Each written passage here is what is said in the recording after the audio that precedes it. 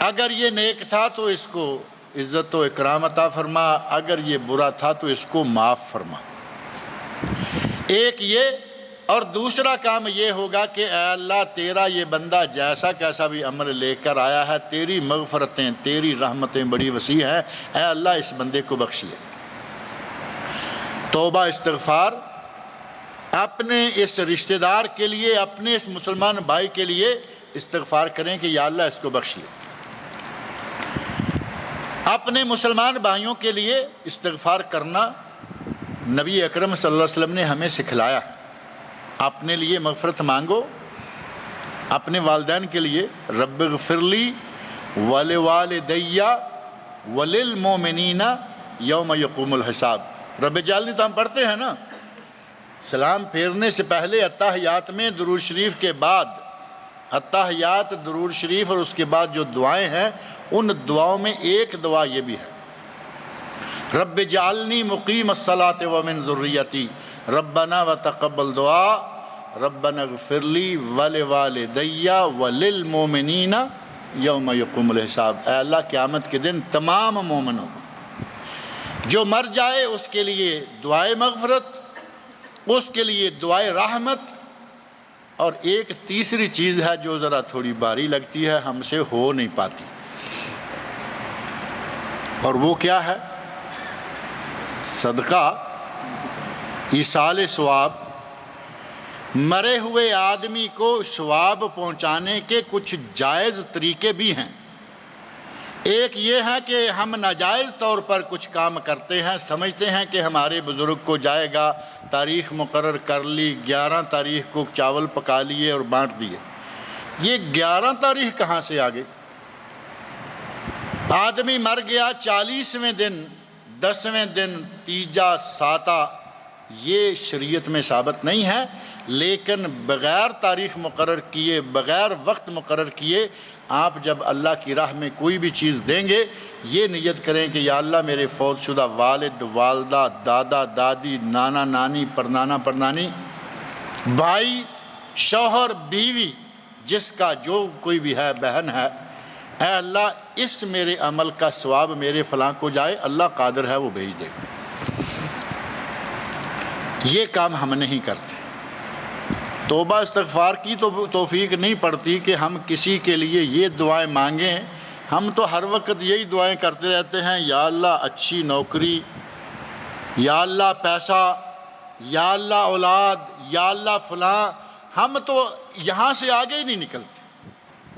اب بزرگوں تک کون جائے گا اور اپنے دوستوں بھائیوں تک کون جائے گا؟ اگر اپنی جیب سے کچھ خرچ کر کے، صدقہ کر کے نیت کریں کہ یا اللہ اس کا ثواب میرے فلاں کو جائے، اللہ قادر ہے وہ بھیجے گا۔ اور یہ طریقہ کار موجود ہے، نبی صلی اللہ علیہ وسلم نے بتایا ہے۔ صحابی نے کہا یا رسول اللہ میری والدہ فوت ہو گئی ہے، اگر آخری وقت میں میری اس سے کوئی بات چیت ہو جاتی تو وہ شاید کچھ صدقہ کرنے کے لیے مجھے وصیت کرتی، لیکن آخری وقت میں میری اس سے کوئی بات نہیں ہو پائی۔ میرے پاس ایک باغ ہے، اگر میں یہ باغ صدقہ کر دوں اس نیت سے کہ اس کا ثواب میری والدہ کو جائے گا، تو یا اللہ کیا یہ ثواب جائے گا؟ نبی اکرم صلی اللہ علیہ وسلم نے ارشاد فرمایا جائے گا۔ تو گویا ہمارے پاس یہ دلیل کتب حدیث میں نبی صلی اللہ علیہ وسلم کے ارشاد مبارک سے، بلکہ آپ کی تقریری حدیث سے، آدمی نے پوچھا، آپ نے موافقت فرمائی، اس کا معنی یہ ہے کہ ایصال ثواب جائز ہے۔ کچھ لوگ ایصال ثواب کو غلط رنگ دے دیتے ہیں کہ ایصال ثواب کرنا ہے لیکن کرنا فلاں تاریخ کو ہے، یہ غلط ہے۔ اپنے فوت شدگان کے لیے دعائے مغفرت، دعائے رحمت و بخشش، اور اپنے فوت شدگان کے لیے صدقہ جاریہ یا صدقہ اور ایصال ثواب کرنا جائز ہے، قبل اس کے کہ وہ وقت آ جائے جب نہ ہمارے پاس کچھ رہے، نہ اپنے لیے خرچ کر سکے نہ غیر کے لیے۔ وہ وقت آنے سے پہلے پہلے کچھ کر لیں، کچھ نمازیں پڑھ لیں، کچھ صدقہ خیرات کر لیں، اسی طرح کچھ نیک عمل کر لیں، تاکہ کل کو حسرتیں ہمیں گھیر کر نہ بیٹھ جائیں اور ہم تمناؤں کے گھیرے میں آ کر بالکل بے یار و مددگار نہ ہو جائیں۔ وہ وقت آنے سے پہلے پہلے کچھ نہ کچھ کر لیں۔ اللہ رب العزت مجھے اور آپ سب لوگوں کو نیک عمل کی توفیق عطا فرمائے۔ آدمی جب قبر میں چلا جاتا ہے تو نہ دولت ساتھ جاتی ہے، نہ اولاد ساتھ جاتی ہے، نہ رشتہ دار۔ آدمی دنیا میں جس کے لیے بڑا کچھ کرتا ہے، دنیا میں اپنا ایمان تک ضائع کر دیتا ہے اپنی اولاد کے لیے۔ کبھی کسی کی اولاد قبر میں بھی ساتھ گئی ہے۔ بیوی کی خوشیاں پوری کرنے کی خاطر آدمی ہر طرح کے الٹے سیدھے ہاتھ پاؤں مارتا ہے۔ کبھی کسی کی آج تک سنا کہ کسی کی بیوی نے کہا کہ مجھے ساتھ؟ ہندو لوگ کھینچ تان کے بیوی کو جلا دیتے رہے ہیں۔ ستی کی رسم جو ہے آج کل تو میرا خیال ہے ختم ہوئی پڑی ہے۔ ایک وقت تاریخ بتاتی ہے ہندوؤں کی کہ شوہر مر جاتا تو اس کی بیوی کو زندہ رہنے کا حق نہیں تھا، اس کی چوڑیاں توڑتے اور اس کو اسی کی چتا، شوہر جس آگ میں جل رہا ہے اسی میں اس کو جلا دیا جاتا تھا۔ لیکن یہ ہندوؤں میں، اور وہ عورت کبھی کوئی کسی عورت سے پوچھا جائے کہ تیرا مرنے کو جی چاہتا ہے، کوئی عورت نہیں کرے گی ہاں مجھے مرنا ہے۔ جبراً بیوی کو جلایا جاتا تھا، کبھی کسی بیوی نے نہیں کہا کہ مجھے اس کے ساتھ ہی جانا ہے۔ نہ پیار کرنے والا شوہر کہتا ہے کہ بیوی مر گئی ہے مجھے بھی ساتھ دفن کر دو، قبر میں کوئی کسی کے ساتھ نہیں جائے گا۔ تین چیزیں، دولت، مال اور اعمال، یہ تین چیزیں ہیں۔ دولت، مال اور اعمال، دو بلکہ تینوں قبرستان تک تو جائیں گی۔ مال بھی اولاد کی جیب میں ہوتا ہے، وہاں تک گیا، اولاد بھی گئی، اعمال بھی گئے، دو واپس، اور وہاں کون ہوگا ساتھ؟ صرف اعمال۔ نیک اعمال کر لیں۔ اللہ تعالیٰ مجھے اور آپ سب لوگوں کو نیک عمل کی توفیق عطا فرمائے۔ ایک سوال یہ ہے کہ آج کل تقریباً ہر مقام پر خصوصاً گھروں اور گاڑیوں میں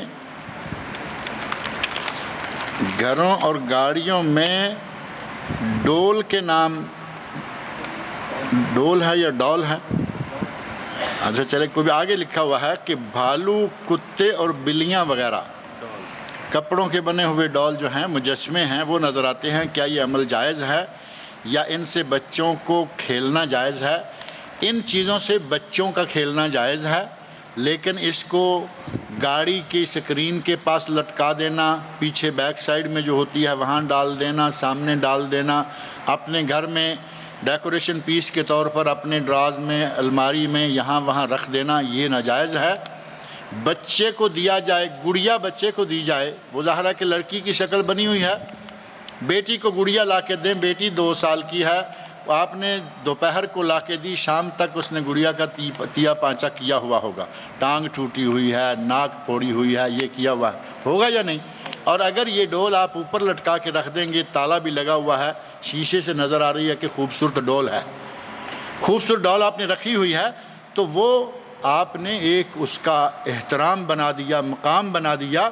اور یہ تو پوجا پاٹ کا آغاز اسی طرح تو ہوا تھا، بتوں کی پوجا کا آغاز اسی طرح ہوا کہ نیک لوگوں کی مورتیاں نوح علیہ السلام کے زمانے میں بنائی گئیں، اور پھر وہ پنجتن پاک جو سورہ نوح میں موجود ہے نا، ود، سوا، یعوس، یغوس، نصر، وہ 5 نیک لوگ تھے، تفسیر پڑھ کے دیکھیں، نیک لوگ تھے، پنجتن پاک تھے، لیکن بعد میں پھر پنجتن پاک ایک اور اٹھے، وہ پہلے گئے۔ یہ صورتیں، یہ فوٹو، یہ سٹیچو، یہ مجسمے جو ہیں، یہ بت پرستی کی طرف لے جاتے ہیں، لہٰذا ان کو سنبھال کے عزت احترام سے اپنی گاڑیوں میں، گھروں میں، اپنے ڈیکوریشن الماریوں میں رکھنا، پیس بنا کے رکھنا، یہ منع ہے۔ لیکن اگر بچے کو دیتے ہیں تو جائز ہے۔ ایک حدیث میں آتا ہے کہ ہم اپنے بچے کو روزہ رکھواتے، عصر کا وقت ہوتا تو بچہ رونا شروع ہو دیتا بھوک سے۔ اب صحابہ کرام رضی اللہ عنہم کے مقدس دور میں ان کے مقدس کام دیکھیں، بچہ ہے چھوٹا، ہم 15 سال کا بیٹا ہے، اس کو نہیں روزہ نہیں رکھو، ویک ہو جاؤ گے۔ اب بچے کی صحت کی ہمیں کتنی فکر پڑی، 15-16 سال کا ہٹا کٹا کہہ رہے ہیں کہ روزہ نہ رکھو، ویک ہو جاؤ گے۔ یہ ویک تو ہے ویسے ہی، اور تم اس سے بھی زیادہ ویک، تمہارے ایمان کے ویکنس میں اب کیا کمی، ویک ہو جاؤ گے۔ صحابہ کرام اپنے 3-3، 4-4، 5-5 سال کے بچوں کو روزہ عصر کے وقت اگر بھوک لگے تو رونا کس عمر کا بچہ شروع کرے گا؟ 8 سال کا بچہ 10 سال کا بچہ نہیں روئے گا بھوک سے، کہے گا ضرور لیکن روئے گا نہیں۔ روئے گا کون؟ 3-4 سال کا بچہ، چھوٹی عمر کا بچہ۔ صحابیات کہتی ہیں، ربیہ بنت معوذ رضی اللہ عنہا کہتی ہیں کہ ہم اپنے بچوں کو روئی سے کھلونا بنا کے دے دیتے، اب عصر سے لے کر مغرب تک وہ بچہ کھلونا کھیلنے میں لگ جاتا اور اذان ہوتی روزہ کھل جاتا۔ اس حدیث میں ہمارے سامنے یہ دلیل موجود ہے کہ وہ بچے کو کھلونا، کوئی کتا، کوئی بلی، کوئی بالو، کوئی اس طرح کی شے بنا کے، لیکن کس سے؟ روئی سے، من العہن، روئی سے۔ اب وہ ایک تو یہ ہے کہ آج کا پلاسٹک کا بنا ہوا بالو جو ہے یا روئی کا بنا ہوا بالو، بلکہ آج تو بڑی اسپیشل قسم کی ایک چیز آئی ہے بالو بنانے کے لیے، وہ بچہ تو کیا، بچے کا باپ بھی توڑتا رہے تو اس کو توڑنے کے لیے محنت چاہیے۔ بہرحال یہ انداز غلط ہیں، ایسا نہیں، لیکن بچے کو کھیلنے کے لیے دے دیں۔ اور اسی طرح کوئی ایسی چیز ہے جو پاؤں کے نیچے مسلی جانے والی ہے، یعنی کوئی نیچے بیٹھنے والی آپ نے مسند بنائی، اس پر کوئی فوٹو ہے، رہے کوئی بات نہیں، کیونکہ وہ عزت احترام میں نہیں بلکہ جوتوں میں ہے، رہنے دیں، کوئی بات نہیں ہے۔ جو والدین اپنی زندگی میں نہ صدقہ کرتے ہیں نہ اس کی اہمیت کو سمجھتے ہیں، کیا ان کو بھی بعد میں صدقے کا اجر پہنچتا ہے؟ جو اپنی زندگی میں نہیں کرتے رہے، اگر اس کی اولاد نیک ہے اور اس نے کہا کہ میرے باپ کی طرف سے، میری ماں کی طرف سے یہ فلاں ہے، یہ فلاں کی طرف سے ہے، نیک اولاد کا ایصال ثواب اللہ اس کو پہنچائے گا، اس نے چاہے اپنی عمر میں صدقہ کیا یا نہیں کیا، کیونکہ یہ عمل اس کی اولاد کا ہے، نیک عمل، اس کی اولاد کو بھی ثواب ہوگا اور اس کے والدین کو یا جس کے لیے وہ بھیج رہا ہے اس کو بھی جائے گا۔ اس کا اپنا عمل چاہے عمر بھر صدقہ نہ کرنے کا تھا۔ دوپہر کا کھانا نہ کھانے کی کوئی حدیث ہے؟ کیونکہ پاکستان میں ایک حکیم صاحب نے یہ کہا ہے کہ دوپہر کا کھانا کھانا ہی حرام ہے۔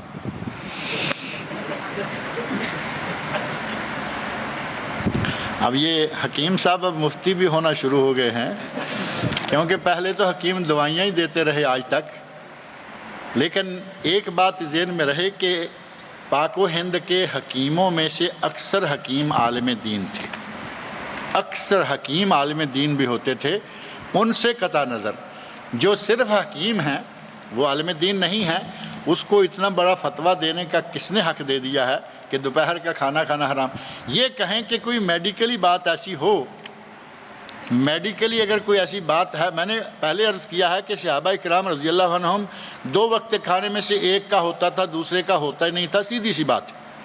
یہ بات تاریخ میں ثابت ہے کہ نہ اس وقت بریک فاسٹ ہوا کرتا تھا، نہ ہماری طرح جو 4-5 بجے کی چائے اور فروٹ ہے نہ وہ ہوتا تھا۔ اب ہمارے کھانے گن کے دیکھ لو، صبح اٹھتے ہی ایک مرتبہ چائے کا کپ چاہیے، ہاں، بیڈ ٹی نہیں، بیڈ ٹی، ایک بیڈ ٹی چاہیے، اور اس کے بعد جب ہوش سنبھل لیا تو اب ہمیں 2-4 سلائسز، پیسز، یہ وہ، اور ساتھ میں چائے، ٹوسٹ، یہ دوسرا کھانا، پھر اچھی طرح یہ لنچ ہو گیا، بریک فاسٹ، ناشتہ۔ اب دوپہر کو کہتے ہیں کہ دوپہر کا ایک بھرپور کھانا، دوپہر کا بھرپور کھانا، اس میں 50 قسم کے کھانے یہ کھا رہے ہیں۔ یہ کھا کے فارغ ہوئے، تھوڑا سا آرام کیا، عصر کی نماز اللہ نے توفیق دی تو پڑھی، مغرب اور عصر کے درمیان پھر چائے کے ساتھ یا بسکٹ چاہیے یا چائے سے پہلے فروٹ چاہیے، 3 ہو گئے۔ اور اب مغرب کے بعد عشاء تک نئے کھانے کی تیاری شروع ہو گئی، اور سونے سے پہلے پھر بیڈ، بلکہ ورسٹ ٹی بار بار کھاتے چلے جانا۔ یہ مسلمانوں کے یہاں نہیں تھا، لیکن یہ کہیں کہ